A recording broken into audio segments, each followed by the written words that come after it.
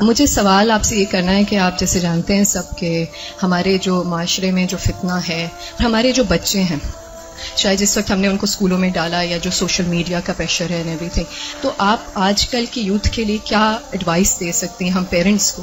دیکھیں ہماری جنت کیا جنت ہوگی جہاں ہمارے بچے نہ ہوں. بہت مشکل ہے کیونکہ آپ دیکھ رہے ہیں ہر طرف سے media is playing such an important and such a difficult role کہ ہم پیرنٹس کے لیے اس چیز کو سنبھالنا بہت مشکل ہو گیا ہے.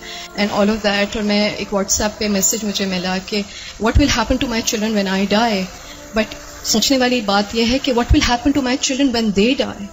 سو اگر آپ کوئی ایڈوائس دے سکتی ہیں اس سلسلے میں تو بہت موضوع رہے گی. انہوں نے دکھتی رگ پہ ہاتھ رکھ دیا ہے اور بہت ہی اہم سوال ہے یہ. حقیقت یہ ہے کہ یہ ہر گھر کا مسئلہ ہے، ریلیجس فیملی ہے یا ریلیجس نہیں ہے، یہ مسئلہ ہر جگہ ہے، پڑھے لکھے ہیں یا ان پڑھ ہیں. آئندہ جنریشنز بہت بڑے فتنے میں ہیں، فتنہ ہر ہاتھ میں ہے اور وہ بڑھتا ہی چلا جا رہا ہے اور پوری دنیا ان کے سامنے ایکسپوز ہو چکی ہے. یعنی آپ کس کس چیز سے ان کو بچا سکتے ہیں، کس کس چیز سے روک سکتے ہیں؟ صرف ایک ہی حل ہے اور وہ روک اندر ہو، اور وہی تقویٰ والی بات ہے کہ جب تک ان کے اندر خود اللہ کا ڈر نہیں آتا، آخرت کی فکر نہیں آتی، اس وقت تک کوئی باہر کی چیز اب ڈھکی چھپی رہ نہیں گئی. آپ سو رہے ہیں، آپ کو نہیں پتا آپ کے بچے اپنی رضائی کے اندر کیا دیکھ رہے ہیں، کیا کر رہے ہیں، کیا سن رہے ہیں، کہ کانوں کے اندر کچھ لگا ہوا ہے، کچھ دیکھ رہے ہیں. اور پہلے تو کہیں کسی خالی جگہ پہ جا کے چھپنے کی ضرورت تھی، تو اب تو گھر کے اندر بھی ہر جگہ چھپنے کی جگہ ہے، کیونکہ جس اسکرین پر وہ سب کچھ دیکھ رہے ہیں وہ ان کے ہاتھوں کے اندر آ چکی. اس کے لیے جو پرسنل میرا ایکسپیرینس ہے وہ دو چیزیں. ایک تو یہ کہ ہم اسکولوں سے تو جو اسکول ہیں انہی میں ہی جائیں گے، اور جو باہر معاشرہ ہے اور جو کچھ ہو رہا ہے وہ سب وہ کریں گے، اس سے کاٹ تو نہیں سکتے.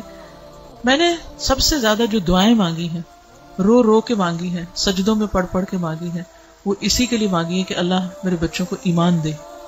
یہ صرف پچھلے 5 سال میں جتنی چینجز آئی ہیں وہ اس سے پہلے شاید کئی 100 سال میں نہیں آئی تھی.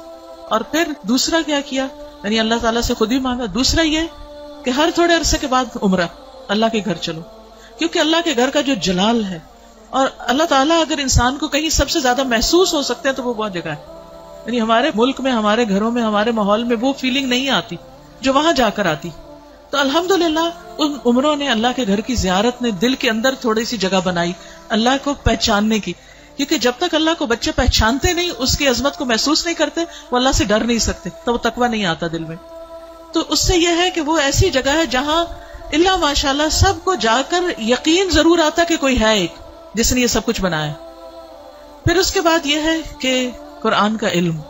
میں نے سب سے زیادہ تکلیف دہ مرحلہ گزارا کہ جب میں نے اپنے بیٹے کو قرآن پڑھایا، تو پھر میں نے یہ ٹھان لی کہ کچھ بھی ہو مجھے اس کو پڑھانا ہے. وہ ایج ایسی تھی کہ جس میں کچھ نہ کچھ وہ سننے کے قابل تھا، ورنہ وہ ایج بھی گزر جاتی ہے تو پھر بچے وہ اتنا بھی نہیں سنتے.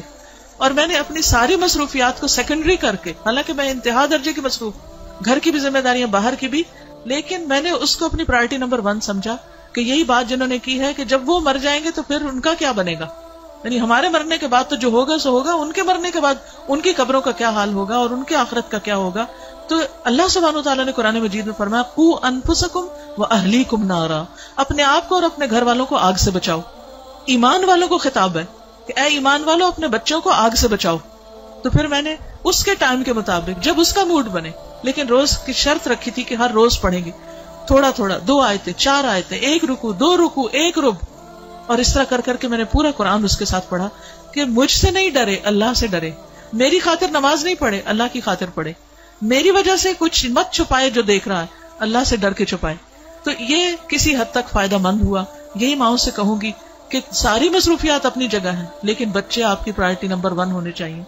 ان کے لیے کھپ جائیں، دعائیں مانگ مانگ کے بھی، اور اس کے ساتھ ساتھ ایک دفعہ کم از کم قرآن سے ضرور گزر جائیں. کیونکہ جب وہ قرآن سے گزر جائیں گے پھر ایٹ لیسٹ آپ کی رسپانسبلٹی نہیں رہے گی. اللہ ان کی سب خیر کرے، لیکن اگر خدا نہ خواستہ ان کے اندر کوئی بگاڑ آتا تو آپ کی پکڑ نہیں ہوگی. لیکن اگر آپ نے کوشش نہیں کی، محنت نہیں کی، تو آپ کی بھی ساتھ پکڑ ہے. صرف آپ کی نمازیں پھر کام نہیں آئیں گی. تو اس لیے ہم میں سے ہر ماں کو سنجیدہ ہونے کی ضرورت ہے. چاہے رونا پڑے، محنتیں کرنی پڑے، بھوک کاٹنی پڑے، کچھ کرنا پڑے، لیکن پکڑ کے بیٹھے، خود بیٹھے. یہ مولویوں پہ نہ چھوڑیں کہ کوئی اور آ کے لیکچر دے گا تو وہ سن لیں گے، اس کو بتا دیں گے، ابا کو بتا دیا، چچا کو بتا دیا، اس کو ماموں کو بتا دیا. ٹھیک ہے وہ بھی کچھ ہیلپ کرتے ہیں، لیکن سب سے زیادہ آپ کو خود کرنا، اور اس کے لیے آپ کو خود پڑھنا ہوگا.